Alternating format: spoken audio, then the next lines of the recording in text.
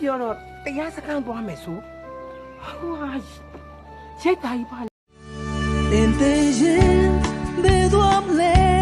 ရွေးစရာလမ်းလေးတစ်ခုရှိတယ်မသေးခင်မှာတင်ရွေးရမယ်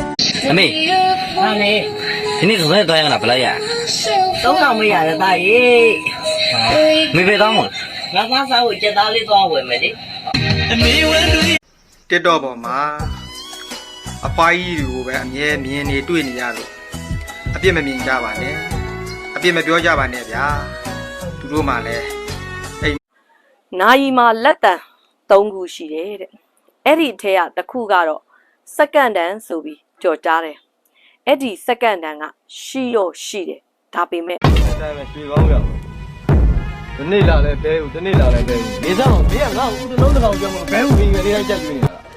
မဟုတ်ပါဘူးကိုဒီနေ့တိတိဈေးမသွားနိုင်လို့ပါဟာအမရေးစားအရန်ရှုပ်တယ်နော်တဲ့ဟဲမရှုပ်ရပါဘူးဟဲ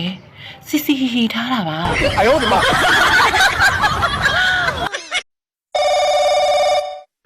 ယ်လိုအမေလားအော်ป้าမှာ HIV ဖို့အခုခံရပြီအမေအဲ့ဒါကြောင့်ရွာပြန်လာမလို့အဲ့ဆိုရင်ရွာပြန်လာနဲ့ဒီပြန်လာရင်နီးစားကူမယ်တဲ့ဘာလုပ်နေရလဲတောင်းနေတာဟာစင်းကျစ်စရာရှိလို့လားမဟုတ်ပါဘူးဒီတိုင်းပဲ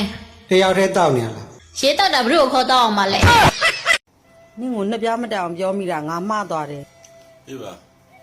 နင့်ကိုနဲ့မှားမှန်းနေမိတာတကယ်တမ်းကျတော့နင်ကတပြားမှမတန်လင်းမအင်ပါမြတ်မလေးဒီတခါတကယ်ပဲပြောလိုက်တော့မေမမေကျုံဆုံးလာလူတွေတူတယောက်တည်း Chicken banana chicken banana chicken banana banana banana chicken banana chicken banana ဘုံလုံးရေပေါ်ထဲမှာရုပ်သီးကိုဘသူထဲတာဦးစားလိုက်တာဆက်တယ်